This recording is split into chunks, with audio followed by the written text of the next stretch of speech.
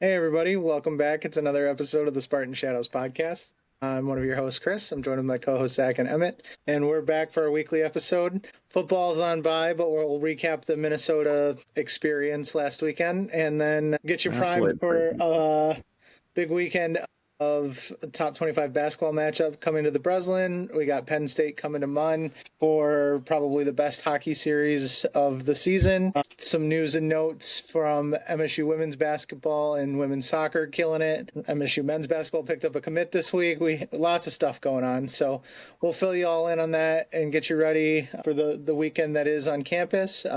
Maybe have a nice little break of not having to talk a ton of football. With how the last few weeks have been going. So, Zach, Emmett, how you guys doing? Doing great, and the word experience is an interesting word choice to say. It definitely was an experience. I feel like this might be the most passionate we've been about football, and it's not even regarding the football team. It's more about the refs at the end of this game or missing another 24-yard field goal that would have won you a game. Just fantastic time to be an MSU football fan, but we got other obviously exciting things to talk about. Basketball, Jasiah, Jervis, love that. Izzo is Izzoing at 70 years old, which is incredible. We'll obviously talk about that here shortly, but obviously excited about that, excited about hockey, just excited about everything MSU besides football.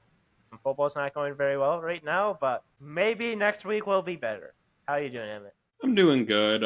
Yeah, that Minnesota game, I have thoughts on it, and you can't really blame it up on the refs. You can't blame it on the kicker, but at the end of the day, those two definitely didn't help the ship, but you put yourself in a situation where those shouldn't have necessarily been required in order for that win. So, yeah. No, and then obviously excited for the Jervis commitment, number 2 shooting guard in the country, number 35 prospect, and hey, MSU still in the mix for 2 more players ranked higher than Jervis, so that's something you have to be excited about.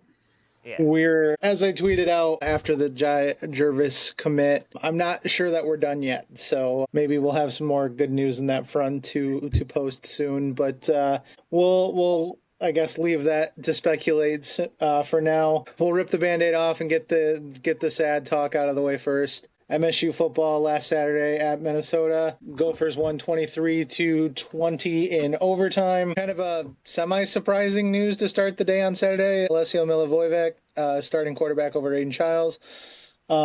He threw for 311 yards. I thought he played pretty darn well given the circumstance. Yeah. I didn't really have too many qualms about his performance. It was nice to see him step up and make some crucial throws and really didn't have too many.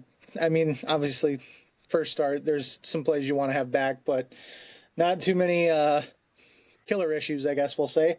Elijah Toliver was the feature back most of the part, 11 carries, 127 yards. Rodney Bullard was the leading receiver, 102 yards receiving on 4 catches with a touchdown. And yes, the game went along. It was a game. MSU was down 10-0 at half.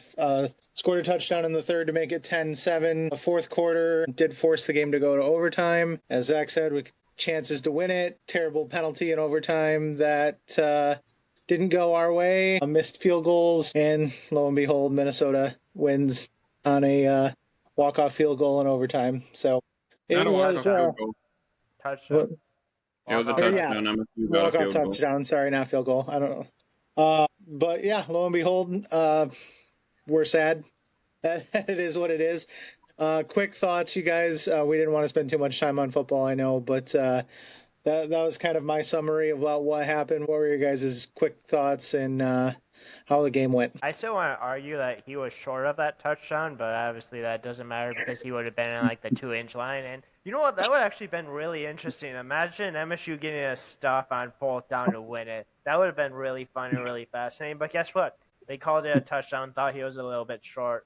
That's kind of the extent I'm going to go with there because, like, why get upset about it? Like, I understand. I think every MSU fan was upset about the flag getting picked up. That was extremely late. I don't think I've ever seen a call like that ever happen like that late. Like, they moved the spotted the ball. They spotted the ball. They, like, MSU was ready to go, and they decided that, hey, you know what, it actually wasn't a pass interference. Then obviously you have the pass interference against MSU. Do I think it was a little bit more of kind of a pass interference?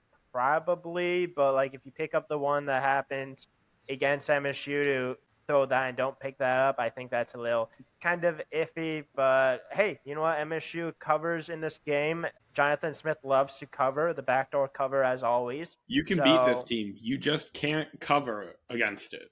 Basically, at this point, you just can't cover MSU. But yeah, really the only thing else I wanted to talk about is I thought the decision to start A. Millie was the right decision. I really like Aiden Childs. I think we're all really high on Aiden Childs. I think we're all high on him for the right reasons. I think what we saw from Alessio in this game was completely different than anything we've seen from Aiden Childs, even when he was at his best. And I think that was because what Alessio was doing differently than Aiden, you guys might disagree with me, is it seemed like when Aiden was in the game, and this is no hate on Aiden because I enjoyed Aiden. Like, he was a lot of fun, but he kind of seemed like a one read kind of guy for the most part. Kind of like one read, maybe get to a second read and kind of like bail.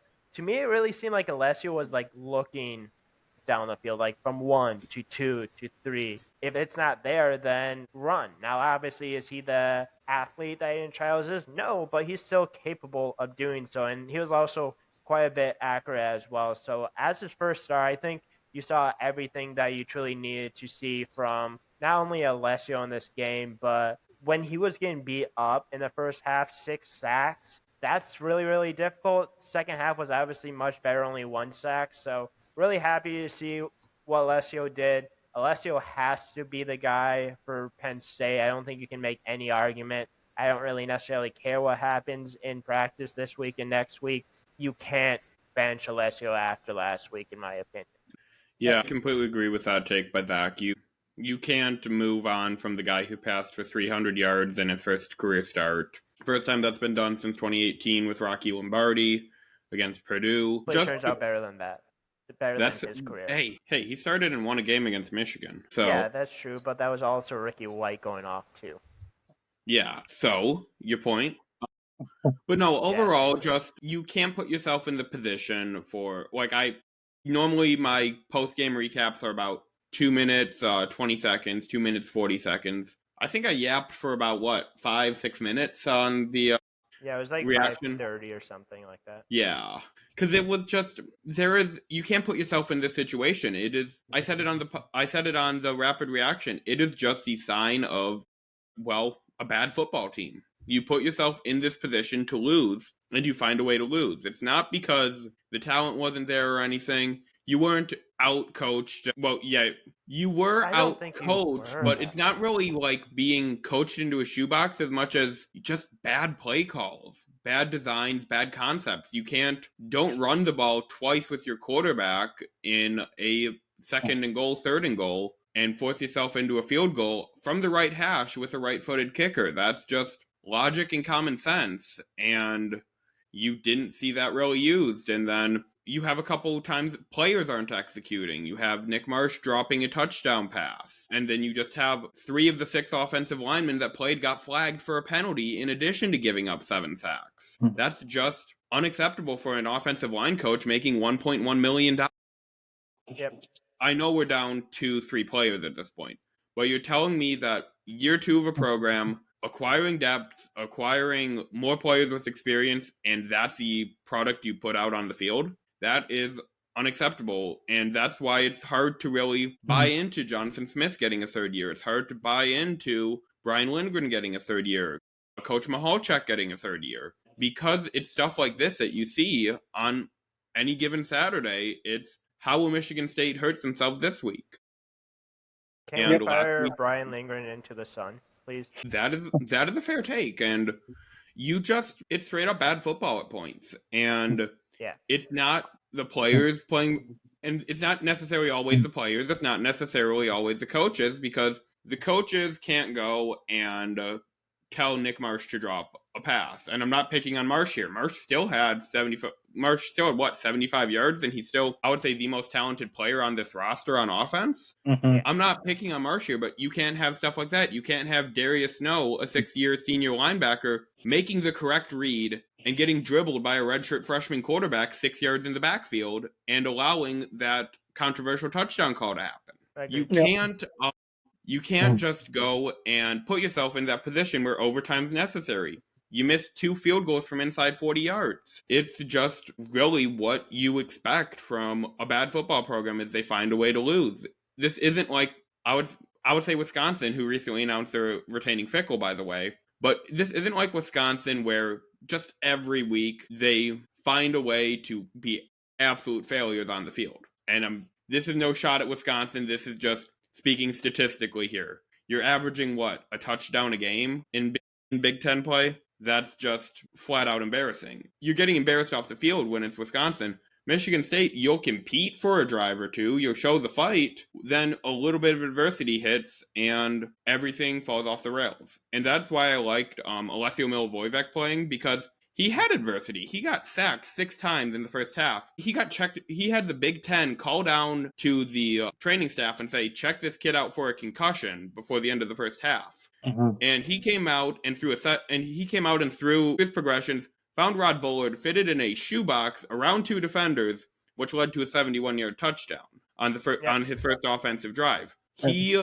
got hit. Yeah, he got beat up. He said it's Big Ten football and continued to play. And to build off what Zack said about Aiden Childs, I agree. Aiden's extremely talented. I think part of the issue is Aiden, because he's such a naturally gifted athlete, he's able, after that first or second read isn't there, he breaks the pocket and can scramble around either to make a play or to go and pick up ground with his feet. And Alessio doesn't have that natural athlete in him, so instead he goes and works through his progressions and stands in the pocket and takes that extra hit, which is allowing him allowing these receivers to work open, because MSU, as talented as the receiving core is, doesn't have the best group in the country that can break free within 2 seconds of a drop back. Yeah. So that is what benefits Alessio, is he's willing to take that hit in the pocket, because he got sacked 7 times and probably got hit at least 14 times on. Yeah. And to kind of build and finish off that, it's true. I mean, I like Aiden to the point of where I compare him to early watchings of like a Lamar Jackson when he was first getting in. Obviously, they're not direct comparisons, and Lamar Jackson's NFL MVP, but the knock on Lamar in college at first and in the NFL at first is that after his first or second read, he knew and felt extremely comfortable just bailing on the play and picking up whatever for the first down, because he could outrun everybody and was shifty enough to do that. I think Aiden feels the same way, and I don't want to say he always necessarily goes through that or isn't trying to go through his progressions, but I mean, when you're that fast and can do it, it's something that's kind of programmed into your head to escape. So, and I just think that it's something, I don't know if it's necessarily going to be fixable in the time frame. MSU is going to need it to be fixable. So is Aiden Childs going to be able to fix that here? Is it something where he maybe at the end of the season calls it and moves on? I don't know yet. Obviously, that's probably going to depend a lot on what happens with the coaching staff, but it's a valid issue and a valid concern. And the more playing time you give Alessio and the more he looks like he did on Saturday, that conversation is going to kind of be establishing itself and writing itself, because he looked pretty darn good. And yeah, self-inflicted wounds, 10 penalties. He had a lot of momentum taken away off penalties. Obviously, some bad calls we alluded to, but that's only a couple of the 10 penalties. The sacks were a huge issue early on, so it's just giving up a touchdown drive in the final minute 50. I mean, sure, that looks bad, but when you kick it off out of bounds and get a face mask on the first play of the drive, their drive basically started 1 minute 45 seconds to go at the MSU 47. Yeah. Well, and it's like this team can't do things well enough in a row to establish any momentum. They have a good play, a penalty comes back. They have a good play, a fumble or something happens. They have a good play, on defense, something happens and it's called back, or they give up a big chunker or something. they have a big Missed throw field to Nick goal. Marsh, and then they have a big throw to Nick Marsh, and then bad play calling ends up resulting in the missed field goal. Yep. Or a drop or a missed assignment. So there's just no momentum being established. I do want to shout out Joe Rossi again for sure. Hate to turn it into this, but being the one coach on the sideline that looks like he gives a shit. So I appreciate the effort. The defense was playing pretty well for the most part in this game. Obviously some bad penalties, obviously some misassignments. They didn't play perfect by any means. Minnesota still had over 300 total yards of offense, but the defense held them to 23 points and looked like there was some fire in them, I guess, at some point. Yeah. So it's a small bar to clear, but they're clearing it, and Joe Rossi's trying to coach for his life. So I appreciate it. We see it. We recognize it. We appreciate the effort, I guess, is that what it is. But shucks, the officials. So we'll leave it at that because it's depressing and we don't want to go over it anymore. But in happier news, MSU's first basketball game of the season happened this past week. 80-69 win over Colgate at the Breslin on Monday. Just to kind of give you some outstanding box scores.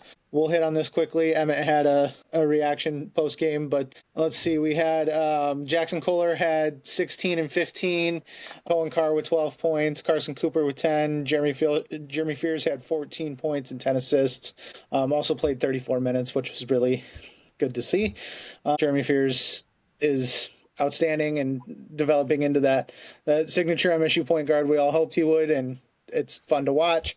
And then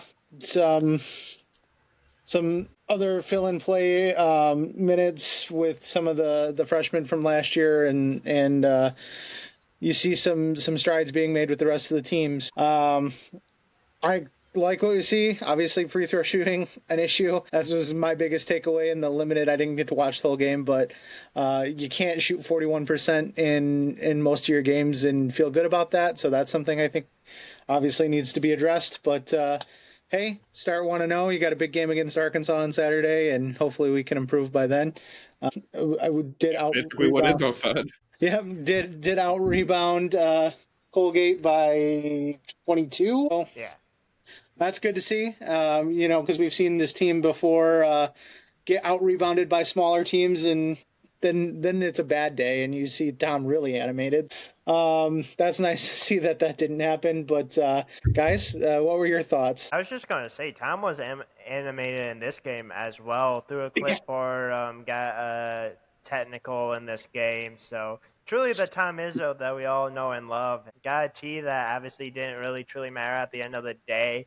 But I think we're kind of the prime Tom Izzo at the start of the year, which is pretty fun. Also a little bit concerning that we already got the prime Tom Izzo, but hey, maybe he knows what's coming up, and obviously he talked a little bit about that post game as well, making some comments about, hey, if they perform like this against Arkansas, let's just say they will get embarrassed. Yeah, was his exact phrasing multiple times. Yeah, which probably he could have used a little bit more colorful words there if he truly. Oh, he referenced there would be more colorful quotes, but yeah. Yeah, but overall though, in this game, Jackson Kohler was an absolutely baller. Like, we know that he's going to be a big piece of this. 15 rebounds. I believe he almost out rebounded Bowling Green. Maybe like Bowling Green. My goodness. Colgate. Hello, we played Bowling Green too? Yeah, we played Bowling Green too. No, Colgate. I believe like he almost like out rebounded Colgate. Like I believe it was like he was 10 rebounds. Yeah, 10. Yeah, which is crazy by himself. Offensive rebounds, MSU was very, very effective in that game as well. That's something that I feel like is going to obviously be really necessary and important for this team. I do want to mention a little bit about the free throw shooting though, because yes, it was an issue, but also if you look at the guys that should be taking the free throws, they were pretty good from the free throw line. Really, the misses were kind of the guys you kind of expected to miss. Like, I think Cooper can be a little bit better. You can't be happy with the guy going 25% in his debut. Well, 20% in his debut. No, not at all. And I feel like that's one thing that they're obviously going to have to improve on. I know obviously one of the guys is a freshman. He has to be better making free throws, but he's a freshman. He'll learn. Hopefully he'll improve. 3-point shooting, I still think is going to be probably another concern for MSU this year. Kurt Ting is going to have to hit shots. You're going to have Trey Fort's going to have to hit shots. The guys are going to have to hit shots, and it might get to a point where you're going to need Jackson Kohler to take at least a few threes a game, and he's going to have to hit them, which I don't necessarily think is 100% fair, but we've seen him do Wait, it, so I think he that's hit definitely two. Didn't he possible. hit two? I think he was 2 for 4. Yeah, no, I was just saying, like, he's going to kind of have to continue to do that. I do want to say, though, I don't necessarily enjoy Carson Cooper stepping back and hitting, or stepping back and taking 10 to 15-foot jump shots. He made a He's, mid-range shot that was like that was closer to the 3-point line than it was to the paint. yeah, and I believe it was like a 1 or 2 point game at that point, and he ended up taking it. I'm like, no. And then he hit him, like, whatever. At Hey, this point, like, if respect he him can in his 10 points. No, I'm not hating on Carson Cooper. It's just I prefer he doesn't act like he's Xavier Tillman when he's He not is. Xavier Tillman. He is not Xavier Tillman. He No, is Long Tillman. he is not. Long Tillman. That is disgraceful to Xavier Tillman. But no, I thought Carson Cooper in this game was actually still pretty good, though. I thought he obviously scored. I thought he rebounded pretty well. I think Carson Cooper had a good game for That was Carson his 5th Cooper. career game with 10 points, by the way. Yeah, 10 or see? more points. Good game. I can also talk about how I don't necessarily love him taking 15-foot jump shots. I don't think that's going to be a consistent part of his game. I also don't love that he did the hook shot and airballed. I'm pretty sure Izzo mentioned that a couple times. So if that can happen, that would be great. But overall, his previous great game from career Carson long, Cooper. my bad. A career most for field goal attempts in a game was 6. He attempted 10 shots on Monday night. You know what? It was a good game from Carson Cooper. It's just his shot selection isn't necessarily my most favorite when it's that close of a game. If it's a blowout game, he wants you to take a 10, 15-foot jumper, fine. Totally fine. Practice that. But like when it's a 1-point lead for MSU against Colgate, that's not necessarily my favorite shot selection. But if it goes in, like we've seen, if shots go in and Izzo doesn't necessarily like it, like he's going to let you know, but he's going to be fine with it. So as long as he hits that consistently, maybe that's going to be a part of his game. So good game from Carson Cooper. Can't complain. Yeah, I was going to say, you got to put some respect on Long Tillman. But is this going to be a thing? Are we this is going to be a bit now. We are not calling him Long Tillman. That is not going to be a thing. But overall, no. If people are panicking over this whole, well, we didn't cover against a team. Colgate is good. They've made 5 of the last 6 tournaments. We also never covered 2. So yeah, and this is just one of those games where I think coming in, it wasn't necessarily a trap game, but this was a good grasp to see where you're at. And Colgate's not a very physical team, so I'm not reading too much into the rebound statistics, honestly. Yeah. I don't think that, you're going to see Jackson Kohler split his 15 rebounds in a game 8 to 7 very often, with 8 being defense, 7 being offense. If he does that the entire year, I will be the first to buy his jersey, don't get me wrong. But no, just these are the basic, this is a win you want to see, and there is a lot to build on. Yeah. The 3-point struggles, well documented, and right now it's a struggle with this team. At first, they made 3 of their first 6 or something, and you thought, okay, this team can actually put it up from beyond the arc at a decent clip. And then the rest of the game happened, and I think they ended up finishing 24, 26 shots from 3 by the end of the game? Yeah, something like that. I believe Kurt Ting his first shot, and I'm like, oh, we're here. And then his second hit his first too, I want to say. And then Kurt Ting's second shot looked really good. It was right on. He was confident. I'm like, if he hits this shot, we got our 2, and then he did it. So no, and overall, Kerr also struggled defensively, which Izzo kind of called out in the postgame. He's like, hey, you can't just be a shooter on my program. You have to be able to play basically at least a little bit of defense, was his challenge to the players. And honestly, yeah, it opens up a lot of concerns for this Arkansas game, but you already had concerns going into the game. There's just, you can specify your questions more now in terms of how is this team going to look at the free throw line? How is this team going to look when they have those open looks? Because, Colgate was out physical, outmatched, out anything, and as a result, MSU got these open looks because of the zone defense they were playing, and they couldn't capitalize on it. And they were able to get those drives occasionally too that you're not going to get as freely that you will against Arkansas. So if you can't capitalize on that, if you're airballing your routine hook shots and stuff like that, then you are definitely in for a load of hurt against Arkansas. Yeah. So I think we can segue that straight into Arkansas unless Chris has any final thoughts on that Colgate game. Nope. And moving on to Arkansas, 7:00 tip Saturday at the Breslin Center. Game is on Fox. Spartans currently 1.5-point favorites.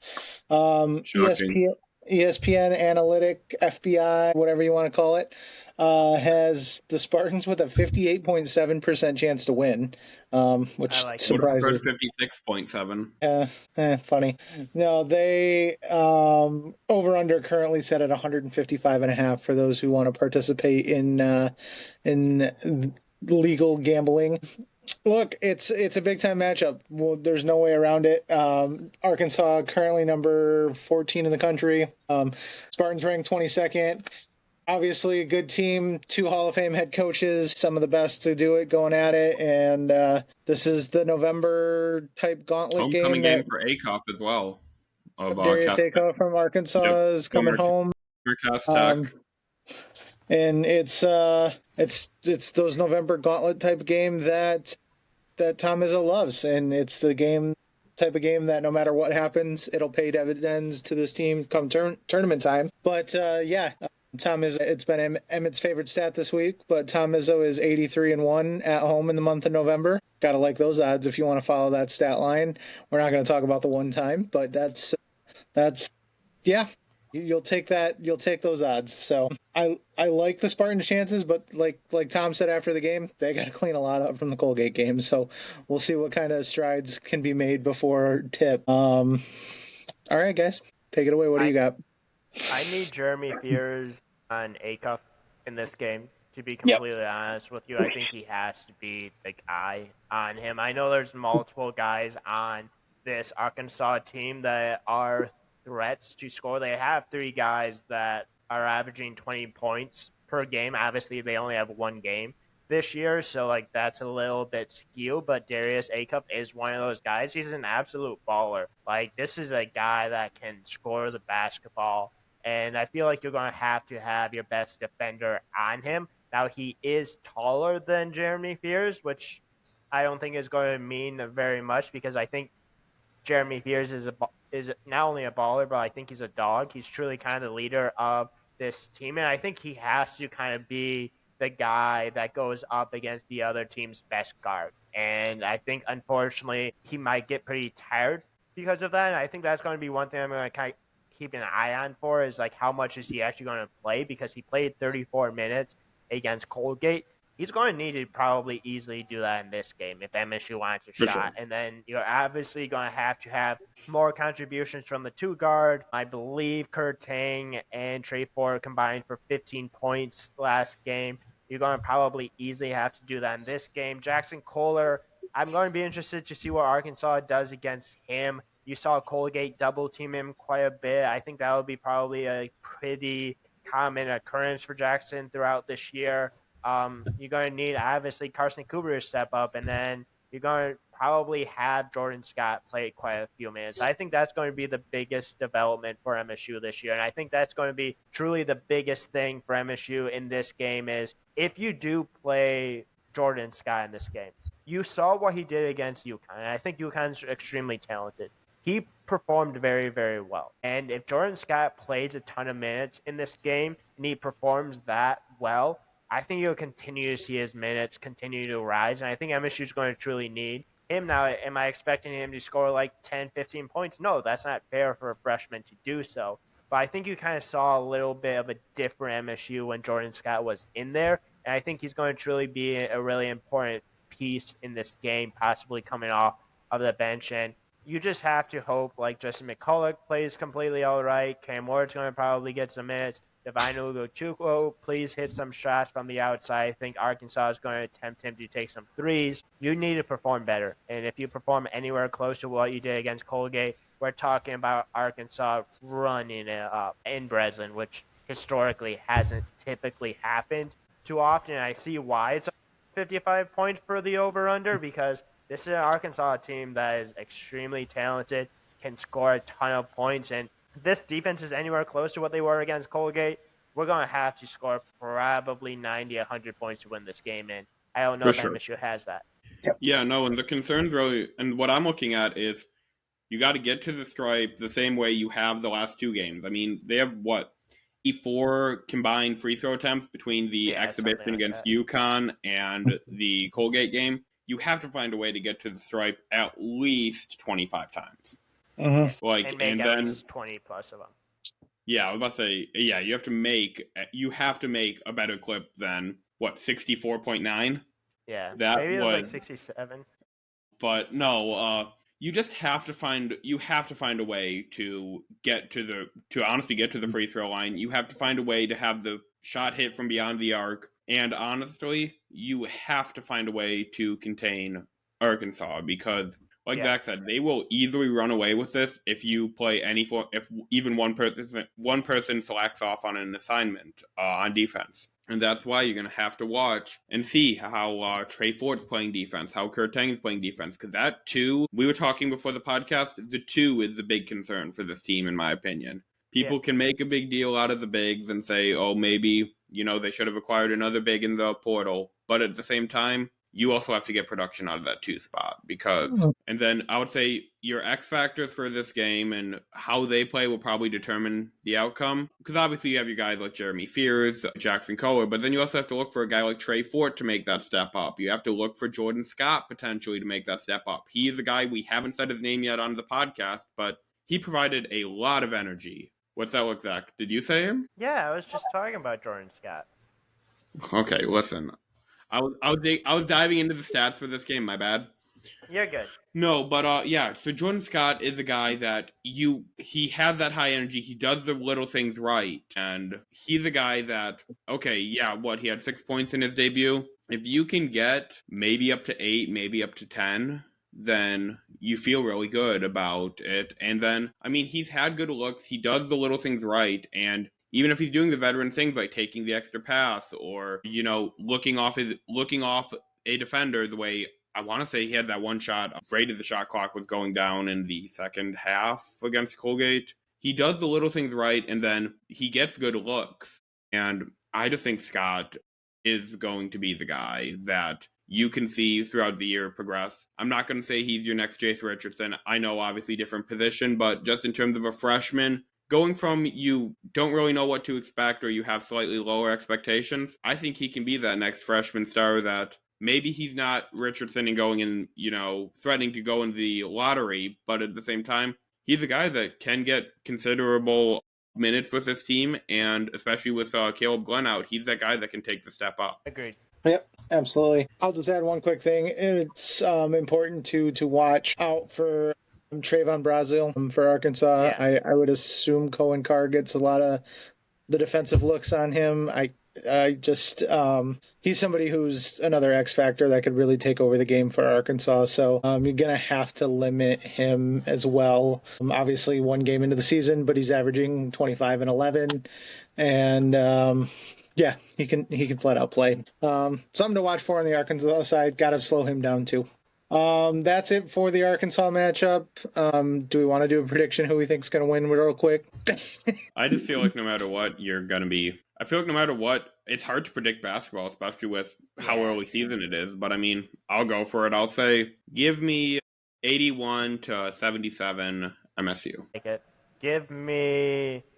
I'll go a little bit lower scoring, even though I think Arkansas, like I was saying, is extremely talented, always scores a ton of points. I'm going to go something like 74-71 MSU wins. And I'll be a little bit of a Debbie Downer just so the Arkansas people that watch our podcast can't get some bulletin board material. 73-69 Razorbacks. So who gets to 69 first, though?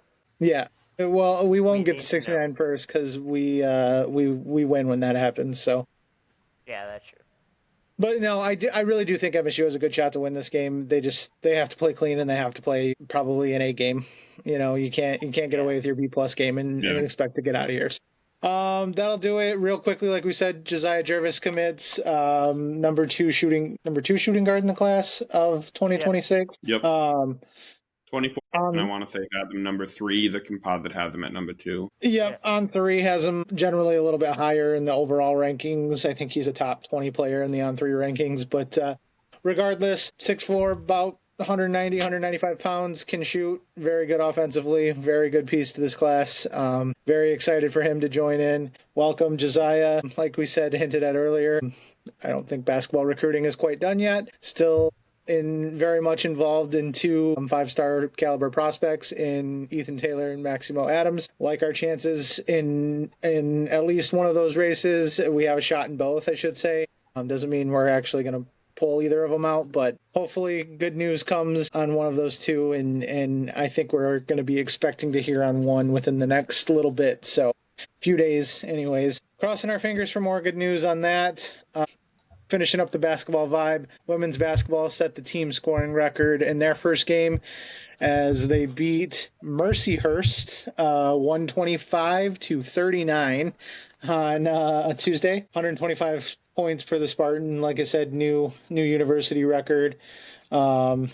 Theron Halleck and Grace Van Sluten combined for 37. So off to a great start for Coach Robin Freilich and her squad. Congrats to the ladies. And in other women's sports, congrats to the Lady Spartans soccer team, advancing to the Big Ten championship game against Washington on Sunday. They beat UCLA today, actually, in overtime 2-1. They'll be moving on to play for a Big Ten championship against UW on Sunday. I believe it was 2:30 kick, I think Big Ten Network just said. So tune into that to close out the weekend if you need something to watch after all the football or basketball and hockey festivities. So congrats to the Lady Spartans there. And then the marquee match of the weekend, we'll close with this. Our thoughts, MSU Hockey welcoming in the Penn State Nittany Lions to Munn Friday and Saturday for a 2-game set of Michigan State, the unanimous number 1 team in the country again this week. Penn State is up to number 3. Heavyweight matchup, as we said all summer and all weeks leading up to this. Willing to say no Aiden Fink for Penn State, which is a good thing if you're a Spartan fan, because he was a Hobie Baker finalist last year, one of their premier offensive talents. They have more offensive talent to spare. There's this guy that you may have heard us talk about before that plays for Penn State by the name of Gavin McKenna. He is the number 1 overall pick in next year's NFL or NHL draft. If he was going in the NFL draft, that'd be impressive. I mean, he's pretty talented. He may be able to pull off a kicking job or punting job somewhere in the NFL. Who knows? But especially if you've been watching this Denver-Vegas game tonight on Thursday Night Football. Definite need for some special teams kicking there, so maybe Gavin can do that. But yeah, it's going to be interesting. It's going to be a big-time matchup. The Spartans are going to need some stellar play defensively, which has been a liability at sometimes. Trey Augustine is going to have to play well, as we say. I mean, that's not a hot take. Your top tier goalie is going to need to play well against the number 3 team in the country. But I like the Spartans' chances from what I've seen in practices and everything leading up to it this week. They appear to be locked in. Coach Knighty's got everybody raring to go for the weekend. Tomorrow's game, 7 p.m. puck drop, and I believe Saturday's is also 7 too, isn't it? Let me double check. Oh, is it 4? Yes, yeah, 4. They moved it to 4. They did move it to 4. Yeah. That's good. I know Which they didn't want to compete with basketball. I will be pulling the double. I will be covering the hockey game at 4, and the second media gets out, or I might end up pawning off the press conferences to Matt Eichstadt and making my way to making my way over to the Breslin Center a little early for that game. I'll probably be getting there. Yeah, I was about to say a nice little 5-minute walk, but yeah, I'll be getting there 5 minutes before tip. It'll be a great time. Yep. Yeah.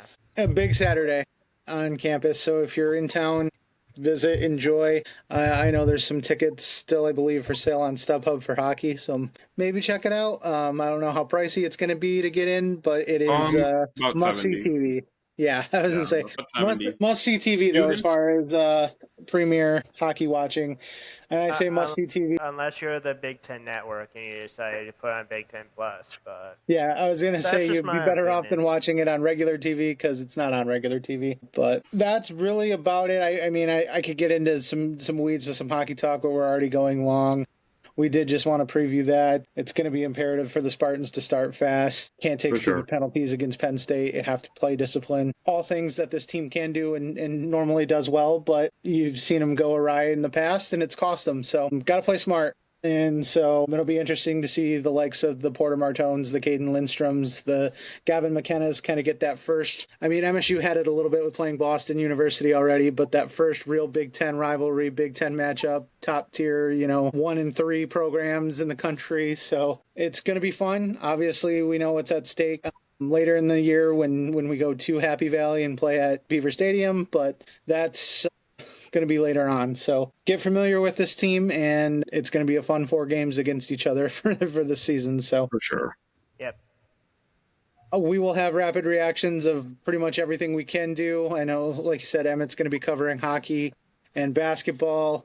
I will be tweeting out thoughts and maybe potentially have a couple articles coming out about the hockey stuff. Zack will be going to the games as well. So we've all got some stuff that we're going to be talking about this weekend. So make sure everybody tunes in. Any questions, comments, concerns, of course, let us know. We'd be happy to address them and try to get you some answers for that. So you guys want to add anything else before we call it?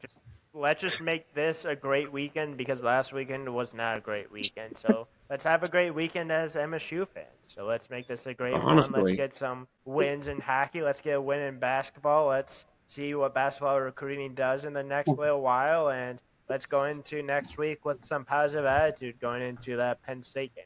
For sure. It's just a game that you're looking forward to, both games this weekend, because you're looking at some of the premier teams in the country. You're looking at a top 15 basketball team coming to play your top 25 team, and then you're seeing 1v3 in the country for hockey. It is going to be a great weekend if you can catch the action either on TV for basketball, or if you want to splurge and treat yourself with tickets to the hockey game. I think it's going to be well worth it. I think you might see these teams playing each other sixth time later in the year, because if you factor in Big Ten tournament potentially, then you factor in they might see each other Frozen Four. They might get the same draw for regions. I think these teams are going to have to get familiar with each other. Let's hope not in the region because we've already been to that point in the region, and I do not want to see another Big Ten team in the same region, unfortunately. That's fair. The way the Big Ten's shaping up in hockey this year too, it's definitely possible to see some teams that, I mean, Michigan's right there.